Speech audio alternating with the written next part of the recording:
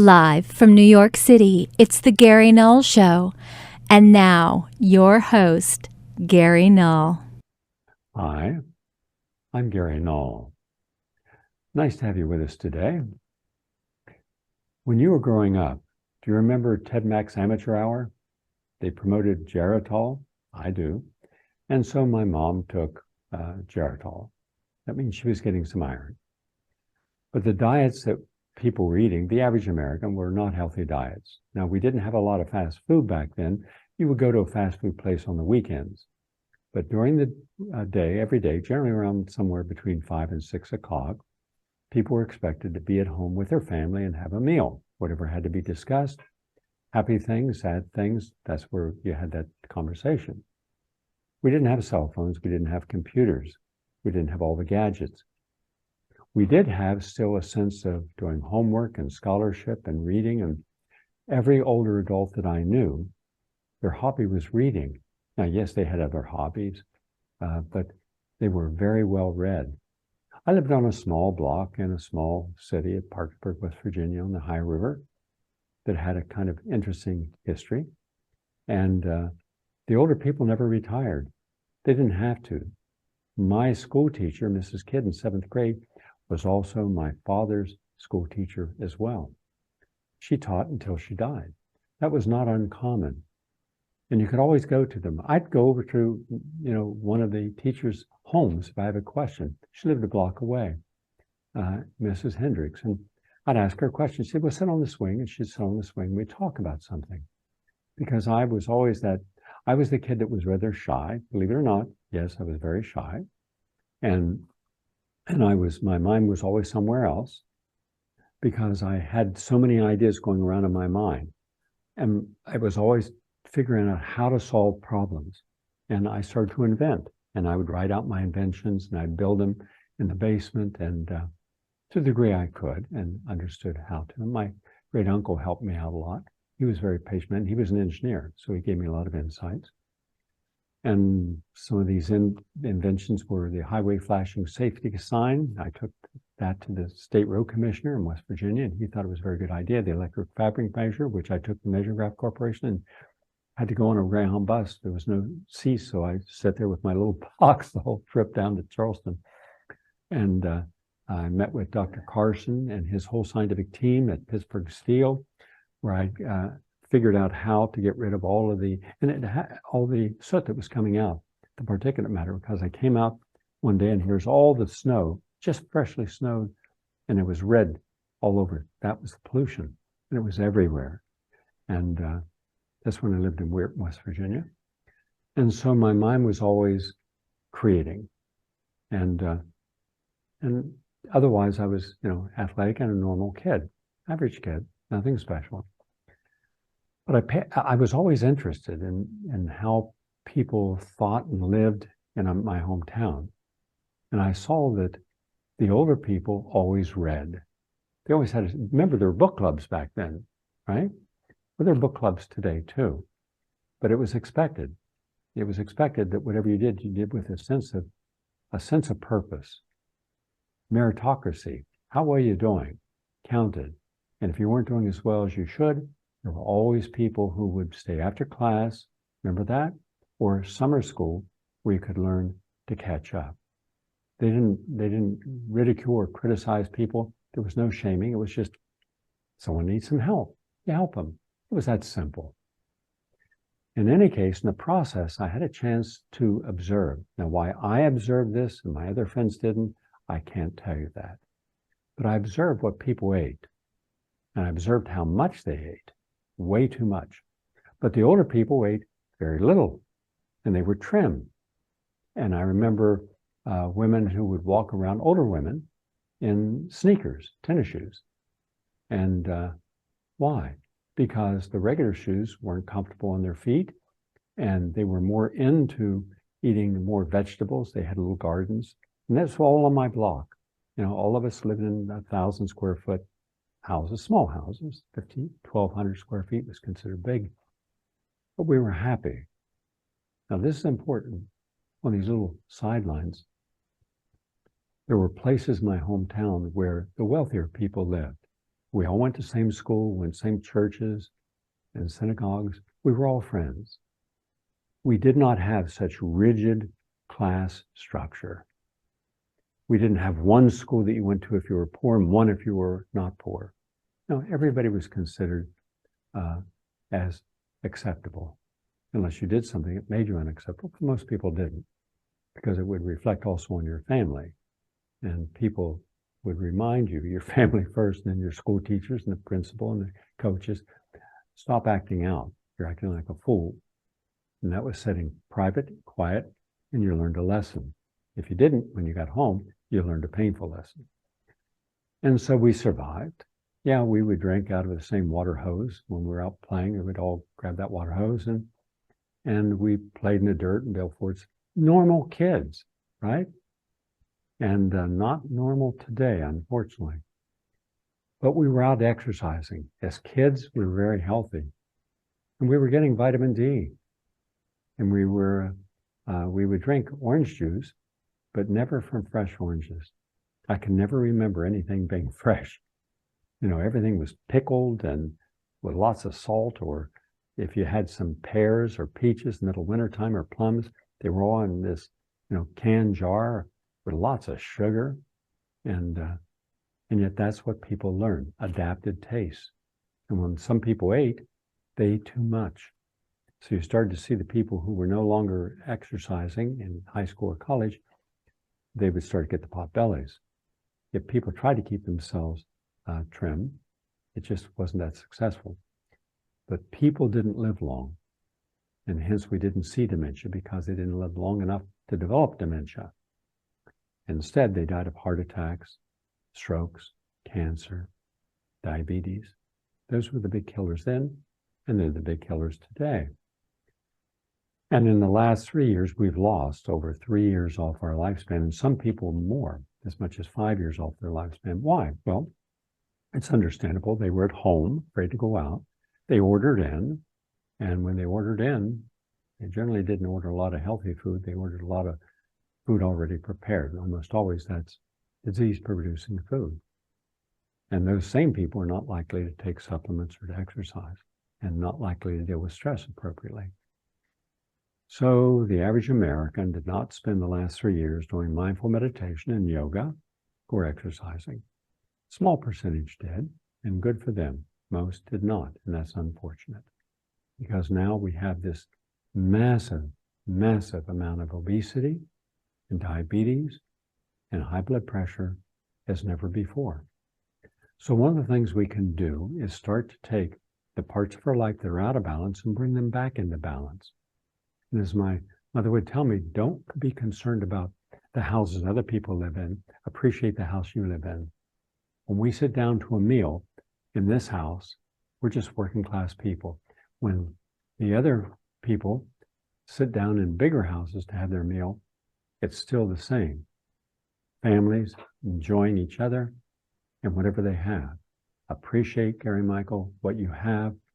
Don't envy what you don't. And I've lived with that principle my whole life, and it really makes a difference. Staying humble in your life allows you to appreciate everyone else's life without being envious of it. So I've never had to have something other people had in order to feel good about myself. I'm not chasing happiness. I'm not chasing success. I'm not chasing adulation. Those are all false idols. In fact, in my world, I don't acknowledge success, because success as we know it today, it destroys you. Every single person I know, every single one without exception that became very successful, also it cost them a lot. Now the public might not see it, but I've counseled tens of thousands of people, and at least 3,000 very famous people, including 3 of my best friends, closest friends, were billionaires. And so I had a chance to see how they lived, the choices they made, and what impact it had on them. All 3, it destroyed their life. Their success destroyed them. And 2 of them died young. And 1's still alive, but hopefully has learned a lot of lessons. They stopped chasing the golden rings of life. Look at what you have in this moment. And the same thing is true about health. When you wake up in the morning, do you honor your heart? your brain, your eyes, your muscular system. As I said the other day, just yesterday, by taking L-glutamine, 2,000 milligrams, it helps you maintain your muscle mass.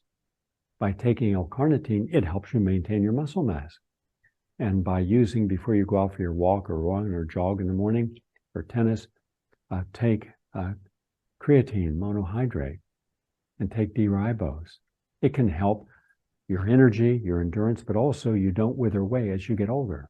And when I grew up, as people got older, they lost their muscle mass, they lost their tone, they got very jowly, they got fatigued. They thought that was normal.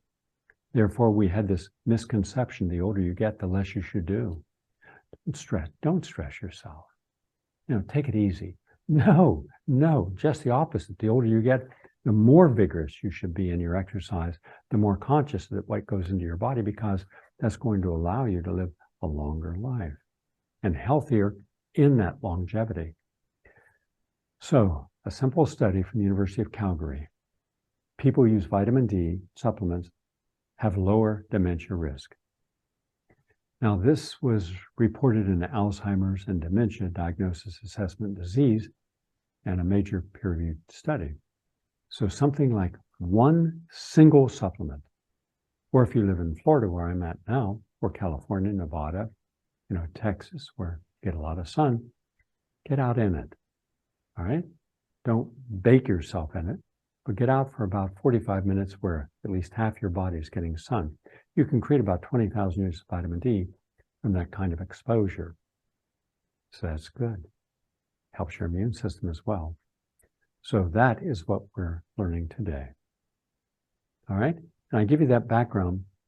I'm giving you that little background because, look, we are all products of our history. And so many of my friends today are carrying on the same traditions, eating the same foods, the same amounts, of not exercising as their parents and my parents. Their parents are not around today, and my parents haven't been around in 20 years. So we should learn some lessons of what we need. And for dementia, you need to exercise. You need a clean, healthy diet. You need juicing. You need a whole full spectrum of supplements, NAD, PQQ, vitamin C, quercetin, Cognitex. You need these things that rejuvenate the brain, repair the brain, cleanse the amyloid toxic plaque out of the brain. You can chelate a lot of this out, and therefore you can improve your conscious awareness now, your cognition, and you can delay cognitive impairment, and that's important. All right, something simple, but vitamin D starts the process. Now, from the University of Rochester Medical Center, a study reveals how sleep removes toxic waste from the brain. You've heard me mention, if you watch this program or listen to it for any period of time, that sleep is one of the pillars of good health. Stress reduction is also one of the pillars. Proper nutrient intake, absorption, utilization, elimination is one of the pillars. Having an understanding what your life is about, which we always do. In history, shows that all over the world, people understood the purpose and the concept. Right? That's me. That's completely that a person has made the kind of transition input from pain. Keep in mind, we have input from that kind of thing. Someone who tells us the consequences of doing the right thing, doing the wrong thing, doing the stupid thing. We didn't, and we pay the price. Sometimes we don't pay the price when we think we've done something wrong, but we pay it later and say, why me, why now? I'll give you one good example of that. Let me give you one good example of how this works. A very close friend of mine named Neil, who was a lawyer, and we were very close. We'd run every morning around Central Park. We'd race together. He's a great athlete, faster than me. Always had to run to catch up with him. He was an inspiration. But he, when he grew up, he smoked and he drank. And when I met him, he stopped smoking and started to live a healthier life. In fact, he was very conscious. And I had a chance to visit Dr. Popoff at an anti-aging center, my first that I'd ever visited. I was not going there to get treatment. Instead, I was going there to see what I could do personally to share with other people. So there was a Dr. Goldwag and Dr. Popoff, and they had all these therapies that you could use. And one of them was an inhalation therapy. You went into a little box. It looked like a little single person spa, and you'd go in and you close the door, and there was a machine that would throw this wave after wave after wave of aromatherapy into the air. Wintergreen was one of the smells, and you could taste it. And inside there was a box of tissues, and people would be coughing. And there were about 4 of these, and I was in one and Neil was in the other. And I didn't cough, I just breathed it in. It was inhalation therapy, right? And it was supposed to remove toxins from your lung. Well, I'd never smoked.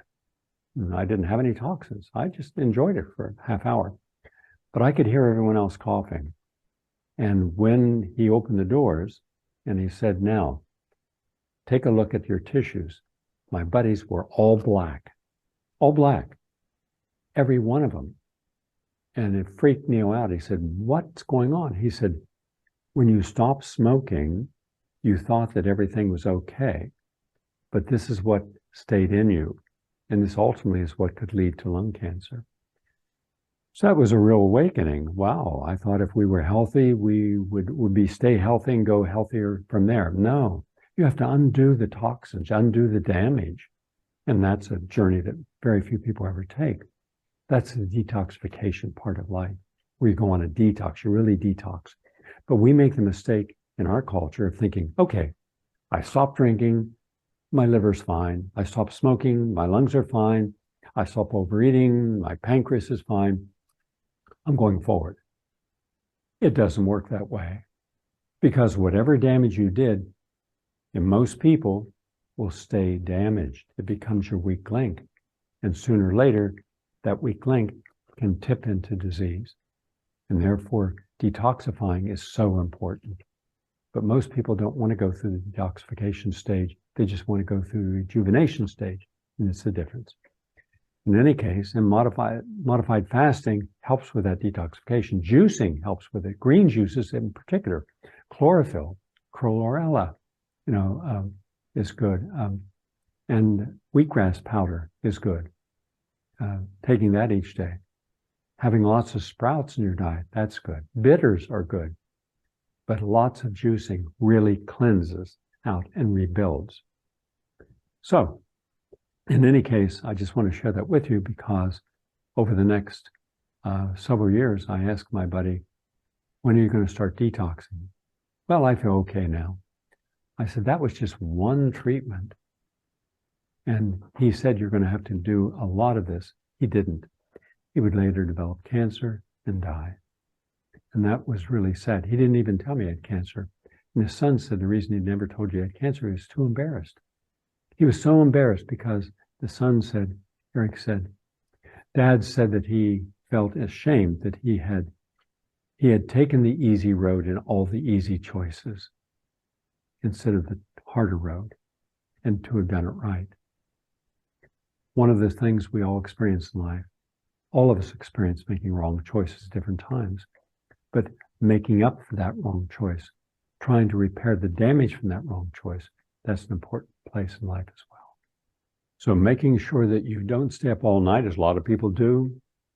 They don't care what time they go to bed. Your body does. Why is this important? Here's the lesson. Anytime we've overcompensated and done something that throws us out of balance, we have to recompensate to put us back into balance. That takes time, focus, energy, and discipline, and purpose. And how many times when we're working or socializing, we don't think about sleep. We're thinking about being in the moment. We're having fun. It's 2 o'clock in the morning. So what? But there's where one of those foundations takes a beating.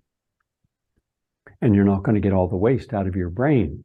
That's according to the University of Rochester, unless you get a good night's sleep, 8 hours of sleep. I also recommend over the age of 40, take a half-hour nap each day as well. Even if you're not fully asleep, but at least rest and do it as a meditation that can help. So once again, your body has to be detoxified. Your brain has to be detoxified. So how do you do that? A good night's sleep. Now, we don't know all the mechanisms yet. There's no question that sleep is crucial for your brain and overall health. We know that melatonin secreted by the pineal gland in deep sleep really helps detoxify. But what happens when you wake up throughout the night? What happens when you turn on the light? What happens when you have electrical impulses coming in from your computer that was not unplugged, but just turned off, still pulsing? That can also disrupt this process. So instead of getting a really good detoxification at night, where your cells all over your body, not just your brain, are taking the toxins out and your body's repairing the damage, at least to the degree that it can. And a lot of your damage can be repaired if you focus upon it. That's why in all the counseling I do, I always offer a detoxification program to begin the process. Because no matter what I'm faced with, if a person has cancer or heart disease, I never focus on that. I focus upon what do we have to do to get your body back into balance. Detoxify it. Get the toxins out, heavy metals that are logged in a person's body, cadmium, mercury. All right? And you do that with sulfur in the form of garlic and onions and shallots. Yes, and N-acetylcysteine and L-lysine, etc. But it means you have to study it, and there has to be a reason why you're doing it, and motivating you enough to do it properly. But without proper sleep, the chances of disease and stress increase substantially. And now researchers at the University of Rochester Medical Center, published in the Translational Neuromedicine, have found that sleeping actually helps detoxify the brain, potentially offering clues into dementia and Alzheimer's. And the study was published in Science, reveals that your brain has a unique method of removing waste through the glyphatic system and also your lymphatic system, allowing for waste to get out of the body. Sleep changes the cellular structure of the brain. That's important. Good night's sleep, you wake up, you feel better. Your body functions better. And the research looked at something called a glymphatic system of the brain. So they found that when you're sleeping well, your brain is able to get rid of the debris, which is important, and healing occurs. Remember, you have all these agents in your body that help you, including helping with beta amyloid plaque, a protein associated with Alzheimer's disease, and to detoxify that protein during sleep. So a good night's sleep helps your brain.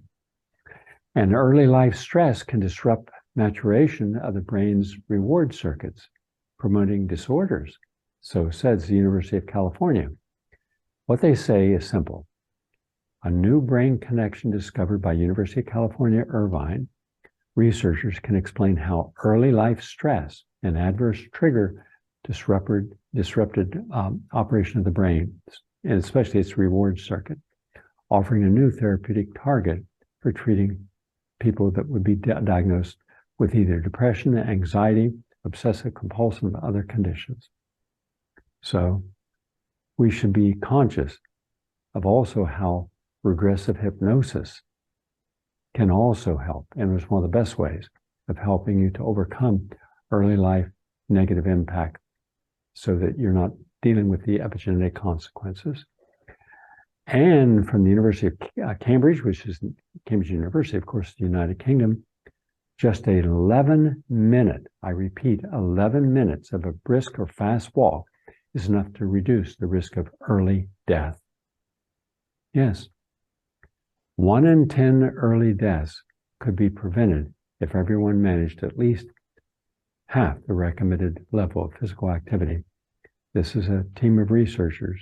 They published this in the British Journal of Sports Medicine. So for goodness sake, get out there and start walking. And I don't recommend 11 minutes. I recommend 45 minutes and at least 15 minutes that do it quickly. And that can help you prevent early death. And one last thing, this is from Jizing University in China. a meta-analysis affirms the benefits of ginseng for those who suffer from type 2 diabetes. This was published in the Journal of Medicine, and it looked at a lot of different studies. And ginseng, about 100 milligrams, has a way of impacting your fasting glucose, your post-meal insulin levels and insulin resistance, and reduces triglycerides and the LDL cholesterol, which is the bad cholesterol. All that was affected because the people took ginseng. How about that? Now, I'm not as concerned about the type of ginseng, red ginseng, Siberian ginseng, but I just think it's very important we have it. And for those of you who still feel that, well, I don't have the time to breastfeed, and maybe that's true, but boy, your child will benefit from it. University of Edinburgh found that breast milk boosts premature babies' brain development, and a lot of babies that are born prematurely. The cerebral cortex, the part of the brain for learning and thinking, is usually underdeveloped in premature babies. But in infants who consumed high levels of breast milk, it quickly resembled those of babies born at term. So if you have a pre-birth baby, then by all means, breastfeed. That's the latest on health and healing. And you can take a break now, and we're going to come right back with a whole lot of interesting information. Or if you just listen or watch the health nutrition segments every day, we're giving you more. But in any case, we're going to be back in a moment. Go to GaryNull.com or PRN.Live for more quality information. Are you tired of closed-minded programming? Well, look no further than PRN.Live, the home for progressive voices.